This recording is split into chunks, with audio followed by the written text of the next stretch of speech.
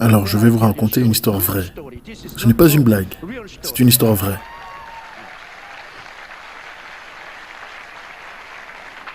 J'ai un associé à la retraite, son nom est Kim Sang-woo.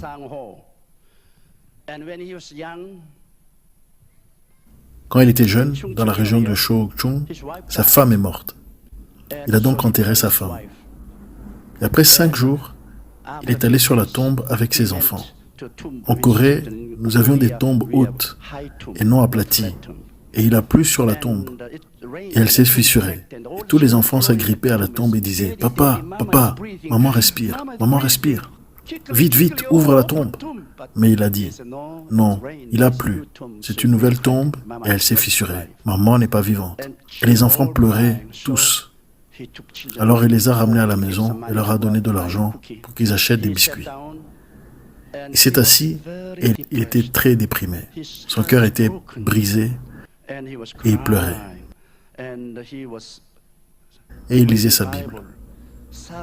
Soudain, quelqu'un est arrivé par derrière lui et lui a transpercé la poitrine avec une grande épée. Et il est tombé. Il avait eu une crise cardiaque massive et il en est mort. J'étais au bureau et le télégramme est arrivé. À cette époque-là, nous n'avions pas de fax ou d'internet.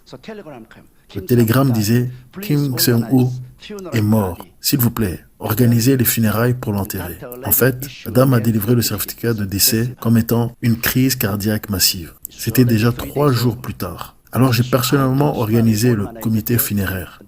Et j'ai nommé le comité funéraire et j'ai donné de l'argent et je les ai envoyés pour l'enterrer. Et quand ils y sont allés, il était là. Ils l'ont lavé,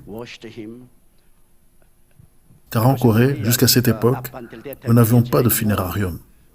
Ils l'ont donc lavé et habillé, et juste avant de le mettre dans le cercueil, ils chantaient la dernière chanson. Soudain, Kim Sang-woo s'est levé, et tous les ministres ont couru hors de la maison. Ils étaient si effrayés. Et alors lui, il était assis près de son cercueil et leur faisait signe de rentrer. Et chacun d'entre eux a dit à l'autre, « Vas-y d'abord. » Ils étaient si effrayés car ils pensaient voir un fantôme. Alors ils ont pris courage, ils sont rentrés, l'ont touché et il était vivant. Il était vraiment vivant. Puis il était très en colère. « Je ne suis pas mort. Pourquoi avez-vous essayé de m'enterrer ?» Et ils ont dit que « Tu plaisantes. Tu étais vraiment mort. Le docteur a établi le certificat de décès et tu es mort d'une crise cardiaque massive. » Puis, il a raconté cette histoire. Comme je suis son patron, il m'a raconté l'histoire en détail. Aux autres, il n'a pas voulu raconter tous les détails. Il a dit que lorsqu'il a eu l'impression qu'une grande épée lui transperçait le cœur,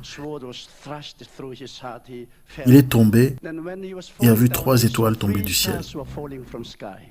Il regardait les étoiles et quand il était proche, et quand ils se sont rapprochés, il a vu 3 anges et les anges sont venus et ont dit « Rentrons à la maison ». Et chaque ange a pris son côté et le 3e était au devant de leur chemin. Pendant qu'il partait, il a regardé autour de lui et il a vu Kim Sang-woo allongé. Et il a dit « Hé, monsieur l'ange, regardez ça, je suis là. C'est votre enveloppe. Vous y viviez depuis longtemps, mais vous n'êtes plus dans l'enveloppe. Oubliez ça. Allons-y. » Il a dit qu'il venait du pôle Nord. Il a dit qu'il y avait la Terre et que du pôle Nord, il y avait une super autoroute vers le ciel.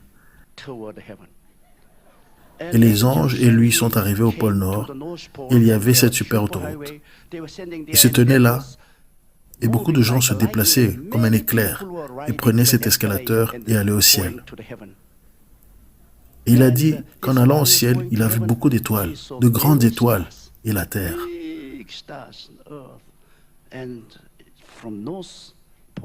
Et du pôle Nord, ils allaient. Et il a demandé à son ange, combien de temps cela prend-il? 1 jour. C'est une distance assez grande. Ça prend 1 jour de la terre au ciel. Et finalement, il est arrivé dans un vaste univers. C'était si beau et si glorieux. Et finalement, il est arrivé à la ville céleste, la Nouvelle Jérusalem. Les portes se sont ouvertes et Jésus se tenait là. Les armées d'anges et l'Esprit étaient là et l'accueillaient et criant « Alléluia !» l'accueillant. Il est entré et a vu David. Et il a dit « Monsieur David !» Et David est venu lui serrer la main.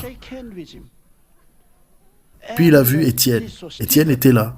Il lui a dit « Étienne, n'as-tu pas eu mal quand ils t'ont lapidé ?» Il lui a répondu « Non, non.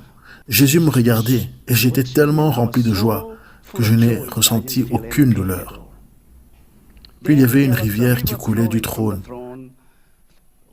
Une très grande rivière, et tant d'arbres sur le côté de la rivière, et les fruits partout, et leurs beaux bancs partout, et les anges et les gens étaient assis là, à discuter. Et ils tendaient la main et prenaient le fruit, et mangeaient les fruits. Instantanément, le fruit se transformait en parfum, qui ressortait des pores du corps. Il y avait tant de parfums dans l'air, et de belle musique. Alors Jésus a dit, « Allons et adorons Père. » Et il est arrivé dans un grand auditorium. Il a dit, c'était infiniment grand. Et là même, il y avait des millions et des millions et des millions de personnes. Les anges étaient là, tous en train d'adorer Dieu, semblables à des vagues de la mer. Ils se prosternaient et adoraient. Et la musique, la paix et la joie étaient célestes et indescriptibles. Et il s'est joint à eux pour se prosterner et se réjouissait, et Dieu était comme une grande montagne de lumière. Il dit qu'il ne peut pas voir son image parce qu'il était une si grande image de lumière. Alors Jésus dit, tu ne peux pas rester ici trop longtemps, tu dois partir et voir beaucoup d'autres endroits. Il a dit, ma femme est morte 5 jours plus tôt. Est-ce que je peux la voir? C'est en fait à la demande de ta femme que tu es ici.